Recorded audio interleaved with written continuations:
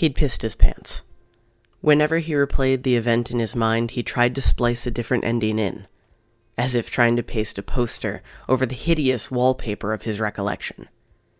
In his version, he was a hero, leaping into action with no regard for personal safety, rushing forward as soon as he saw the knife, a roundhouse kick to the bad guy's knee, the crack of splintering bone, sinew ripped asunder.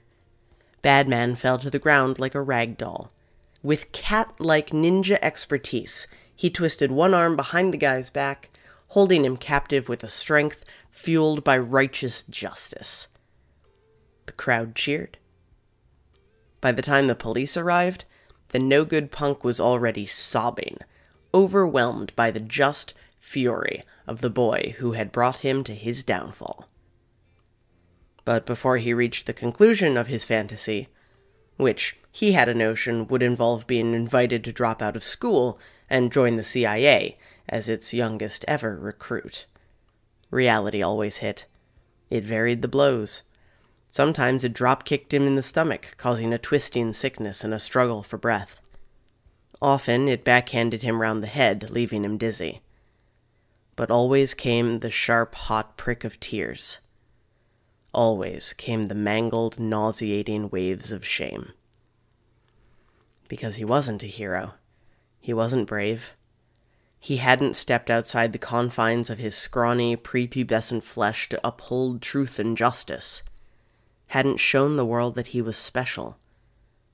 Hadn't shown his dad that he was more. More than the spectacles he wore. More than the small blue inhaler he checked his pocket for at least 20 times a day. Of all the people in all the world, why had it had to happen in front of Dad?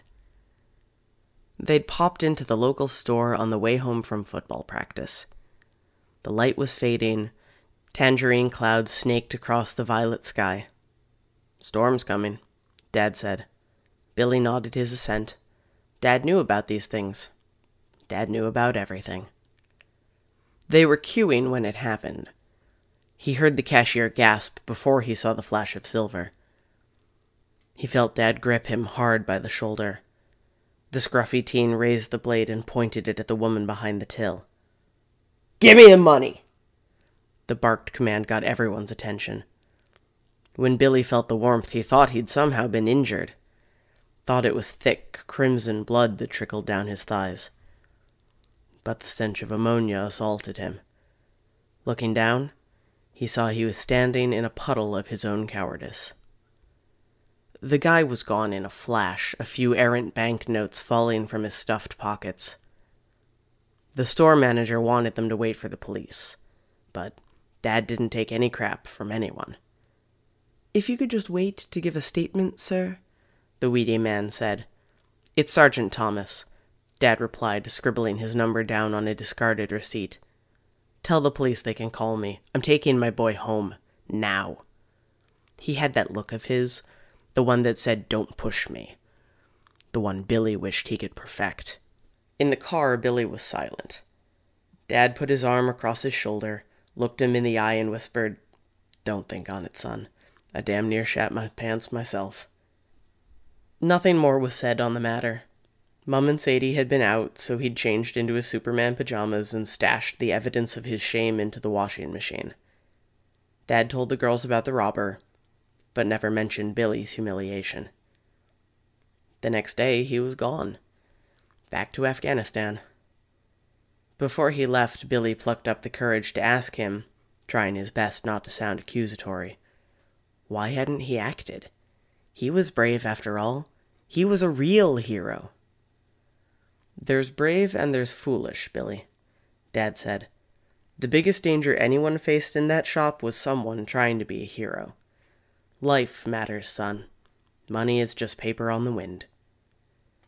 Yet Billy lay awake, cursing his true nature. What good were dreams of fighting crime and saving lives when the mere sight of a brandished weapon caused his bladder to erupt? He was on his way to the bathroom when he heard small squeaky gasps and muffled sniffs coming from Sadie's room. He opened her door, just a crack, and the sliver of light fell upon her pale, tear-streaked face. "What's wrong?" He crept in and sat beside her. "I had a nightmare. Don't tell Mum, please." "I won't." He understood. Mum struggled when Dad was away. Always one eye on the news, jumping every time the phone rang, inhaling sharply whenever a car pulled up outside, exhaling when no uniformed officers exited the vehicle with hats removed. Sadie didn't want to add to Mum's stresses with her own fears. "Billy, what if Daddy doesn't come home this time?" "He will." "But what if he doesn't?" Billy felt his stomach lurch. But he kept his voice steady, the pained face of his little sister more important than the gut-wrenching dread her words evoked. The grown-ups tried to tell her it would all be fine, but their hushed whispers betrayed them. They were scared too. Sadie wasn't stupid. She didn't want an empty promise that the worst wouldn't happen. She wanted something real, something true. "Then you'll have me. Always," he said. Sadie hugged him. Her snot ran down the sleeve of his pajamas, but he didn't care. "Don't be a hero when you grow up, Billy. Please don't." He swallowed the lump in his throat. He knew what he had to do. "Me? A hero? You're joking. I'm a coward." "No, you're not. You're as brave as Daddy." "Oh, yeah?" He smiled and whispered, "You don't know what really happened in the store." "What?" she asked, eyes ablaze with curiosity. "I pissed my pants." There, it was out. Sadie raised her hand to her mouth as the tiniest squeak of a giggle escaped. "I'm sorry," she said. "Nah," Billy replied. "It is pretty funny, really. Wet my pants, right there." "Like a baby," Sadie exclaimed, the bubbles of laughter getting stronger now. "Yup. Should have picked up some nappies while we were there." The pair laughed until their sides ached and Sadie began to yawn. "Billy," she said, "I won't tell anyone, ever. Promise." He knew she meant it. Back in his own bed, he felt lighter, braver. Someone was sleeping sounder now because of him. Maybe being a hero wasn't always about fighting crime or bloody battlefields. Maybe sometimes it was about snot marks on your pajamas, not medals on your chest.